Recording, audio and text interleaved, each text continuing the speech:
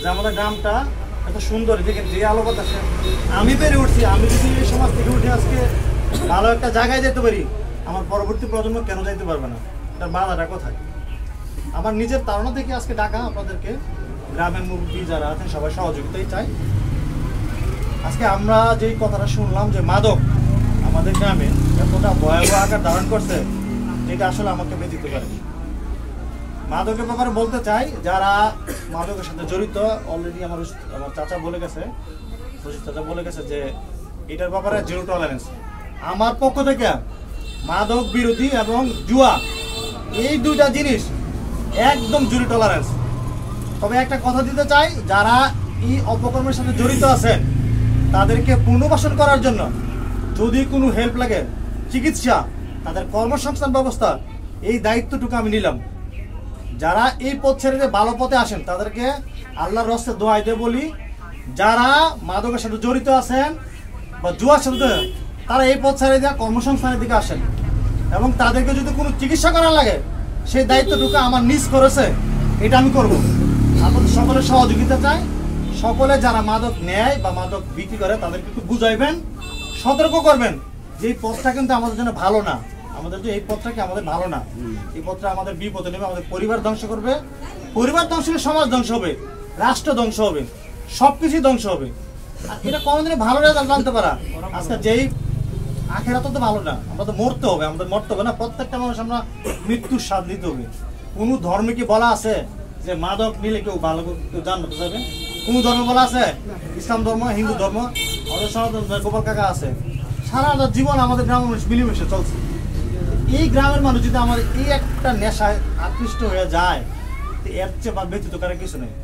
যারা মাদকের সাথে জড়িত আছেন, আজকের মতো আজকে আমি লাস্ট ওয়ার্নিং দিলাম এবং কি তাদেরকে বললাম যে আমি দায়িত্ব নিলাম, তাদের যদি কোনো, সে আমার বাপ হোক, আমার ভাই হোক, তাদের বিরুদ্ধে ব্যবস্থা নেবেন। গ্রামের সবাইকে বলে গেলাম।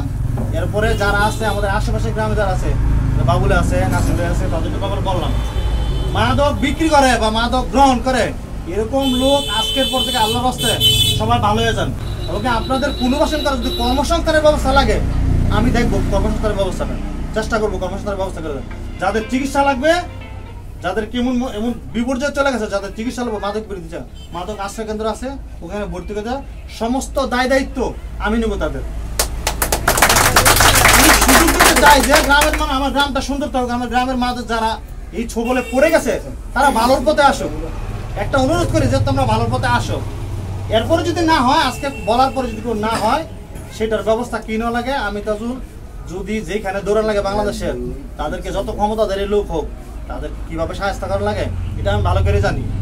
তো সেই ব্যবস্থাটা আমরা হার্ডলাইনে যাইতে চাই না, আমাদের ইচ্ছা নাই। আমাদের তাদেরকে সুযোগ দিলাম যে তোমরা ভালো হয়ে যাও, তোমাদের কর্মসংস্থানের দায়িত্ব আমরা নিলাম, আমরা ব্যবস্থা করে দেবো। অনেকে তো তারা বিবেকের কারণে করে যে আমার পয়সা নেই, কোনো কাজ নেই। আরে ভাই, কাজ করার চেষ্টা করো, তুমি একটা চাকরি ব্যবস্থা, একটা ব্যবসার ব্যবস্থা করো। আর্থিক সহযোগিতা লাগে, কোনো চিকিৎসা সহযোগিতা আমি দিব। তবে আপনারা যারা গ্রামের মুরব্বী আছেন, আপনারা একটু সচেতন হন, আপনারা বুঝান, প্রত্যেকটা মানুষকে বুঝান যেটা ভালো পথ না, এই পথ আমাদের কি সফলতা আনবে না, গ্রামের জন্য ভালো না, সমাজের জন্য ভালো না। এই লাইনটা যেন ছেড়ে দেন। জুয়া খেলার ব্যাপারে আরেকটা বিষয়, আমাদের গ্রামে পাহারা দেন, পাহারা যারা দেন, অত্যন্ত চমৎকার একটা উদ্যোগ হয়েছে। এটা আমি গ্রামের মুরব্বীরা যারা এই উদ্যোগটা নিচ্ছেন আন্তরিকভাবে তাদেরকে ধন্যবাদ জানাচ্ছি।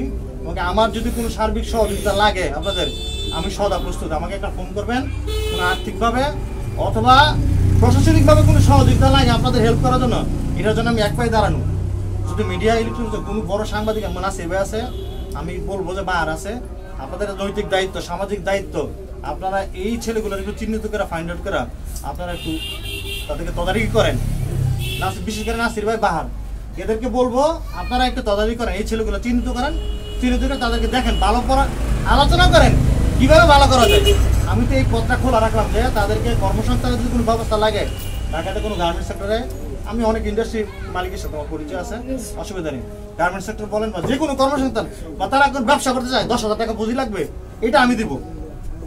ব্যবসা করতে চায় 20,000 টাকা পুঁজি লাগবে, ওরা যদি ব্যবসা ভালো পথে কোনো ভালো ব্যবসা করতে চায়, এটার জন্য আমি সদা প্রস্তুত, তাদেরকে আমি দিব, হেল্প করবো আমার সাধ্য অনুযায়ী। তবু আমার গ্রামের মানুষ, এই গ্রাম ভালো থাকুক। আমি একটাই অনুরোধ করবো আপনাদেরকে, সবাই আছে, কাকা আছে, গ্রামের মানুষ মিলেমিশে এই জিনিসটা প্রতিরোধ করেন। আমাদের এই গ্রামটা যেন পুরা বাঞ্ছারামপুর থানা যে 128টা গ্রাম আছে একটা মডেল তৈরি হয়। এই গ্রামেটা দেখে যে মাদক বিরোধী অভিযানটা দেখে অন্যান্য গ্রাম শিক্ষা নেয় যে হেরা যদি পারে আমরা কেন পারবো না। এই রোল মডেল যেন আমার গ্রাম থেকে তৈরি হয়, এই প্রত্যাশাটা আমি করি আপনাদের কাছে। এই প্রত্যাশা করি। সময় সংক্ষিপ্ত, আমি অন্তত খুশি হয়েছি আপনারা সবাই আসছেন। তবে যার যার দায়িত্ব থেকে নৈতিক জায়গা থেকে আরেকটা কথা বলি, মাদক অভিযানে আমি একবারে বললাম আমার বাপ হোক ভাই হোক কাউকে কোনো ছাড় নাই। প্রথমে আপনারা উদ্যোগ নেবেন একটা সেল গঠন করার জন্য, একটা কমিটি সেল করে তা যারা আছে এদের নিয়ে আলোচনায় বসবেন। তোমরা কি ভালো হইবা? ভালো হইলে তাজুল যে কথা বলে গেছে তোমাদের কর্মসংস্থান তোমাদের চিকিৎসা এটা সে করবে। বাংলাদেশে যত বড় ডাক্তার আছে আমি দেখাবো তাকে। এটা তো একটা মানসিক রোগ, মাদক যারা নেয় তারা কিন্তু বাজারে মানসিক রোগ, এটাও সত্য কথা। এটা চিকিৎসাবার দায়ভার আমি নিলাম, যতজন আছে 100 জন 50 জন আমি এটা চিকিৎসার দায়ভার নিলাম। যেই ডাক্তার দেখলে বাংলাদেশে যত বড় ডাক্তার আছে মাদক জানে এটা আমার সাথে পরিচিত আছে, আমি দেখাবো। আশ্রয়কেন্দ্রে রাখা রাখলে আমি আশ্রয়কেন্দ্রে রাখবো, এটার খরচ আমি দিতে রাজি। তবু আপনারা ভালো হন।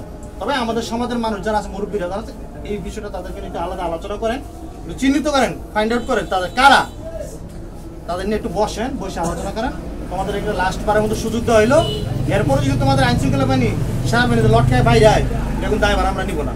তোমাদের লাস্ট সুযোগ দেওয়া হইলো এটা। তো বেশি কথা বলবো না, যদি মাগরিবের আজান দিচ্ছে আমার আরেকটা মিটিং আছে সন্ধ্যায় আমাদের স্কুলের মিটিং নিয়ে। তো সবাইকে ধন্যবাদ আন্তরিকভাবে।